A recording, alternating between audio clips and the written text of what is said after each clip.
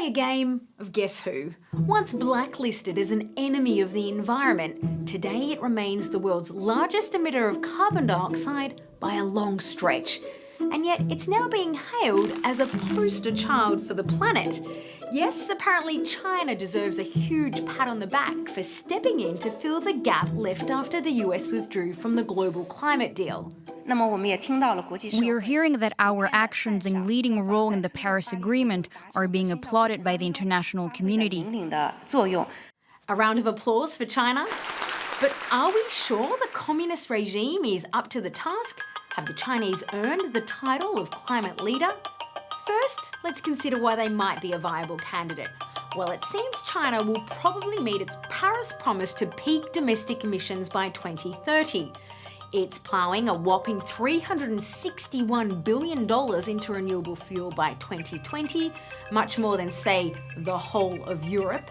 And to help combat alarming levels of pollution, it announced plans to cancel more than 100 coal-fired power plants and introduce stringent standards for those that do go ahead. It all sounds so rosy, except there's one not so obvious problem. All of this is happening at home, on their own turf. And you see all these positive efforts? Well, they're not always being replicated when it comes to their actions abroad. Because overseas, the Chinese are playing a slightly different game.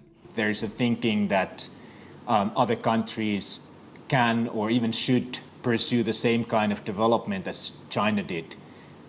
Develop and industrialize first and clean up later. Today, China is the world's largest exporter of coal equipment and finances more overseas coal-fired power plants than any other country. State-owned companies are now involved in more than 100 of these projects abroad, including nations that didn't have coal plants at all. From Indonesia to Pakistan, Turkey to the Balkans, as well as in Africa and Latin America. Let's consider Kenya. Population 48 million, number of coal-fired plants 0. But not for long, thanks to state-owned China Energy Engineering Corporation, the tiny Kenyan island of Lamu is earmarked for the country's first coal-fired plant. People who live near coal power plants, if they get anything, it's just the impact, the pollution, and all these devastating effects that are coming from coal power plants without any benefits. So bringing them to us, in a way, they're trying to generate employments and opportunities for their nationals because these plants are going to be built by their people. I think it's hypocrisy. Much of China's overseas push has come under a state initiative called One Belt, One Road. Fancy name to describe plans to build massive infrastructure projects overseas, mostly around transport and energy, coal plants of course included. And one of the biggest winners, or losers, depending on how you see it, is Pakistan. Chinese companies and their partners are expected to spend around $15 billion over the next 15 years to build almost a dozen coal power plants, even in areas recognised for huge solar energy potential. The problem is, not only will this boost global emissions, but it could also lock these countries into fossil fuels for decades. Oh, and by the way, China's tough domestic standards for coal plants don't necessarily apply to exports. By exporting aging coal equipment overseas, China is effectively exporting, outsourcing its pollutions overseas, but at the same time, denying countries of the energy mix that they need in order to meet Paris Agreement. It all comes at a time when the World Bank and most developed nations have stepped back from funding coal projects abroad, seen as an energy of the past.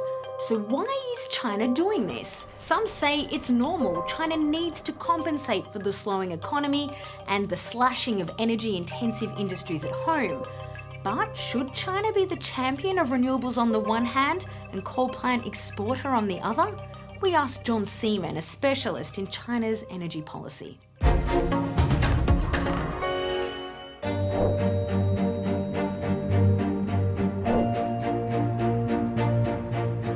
I don't think China is a climate leader today. China has definitely made its sacrifices for itself to move more towards renewable energies. But being a leader is more than just leadership by example. If you're talking about true leadership, you have to be able to bring countries together and bring actors together and find compromises. So China is not quite in the position where it can actually take true leadership and bring countries together behind a common solution. China is saying we will reduce our pollution, we're going to cap our emissions, while at the same time essentially exporting all of its overcapacities. And so you can say it's talking out of both sides of its mouth in that sense. But at the same time, many of the countries that are welcoming Chinese investments perceive a need for more energy. I mean, it's hard to tell a country, no, I'm sorry, you can't have energy. What sort of consequences that will ultimately have for the planet, that's another question. It's worth remembering that the Paris Agreement doesn't account for countries' actions abroad, so China is not breaking the letter of its commitments, but yet it still doesn't seem right. Perhaps the real question is whether China's actions are driven by narrow concerns over local pollution, and most importantly, do these concerns extend beyond its national borders?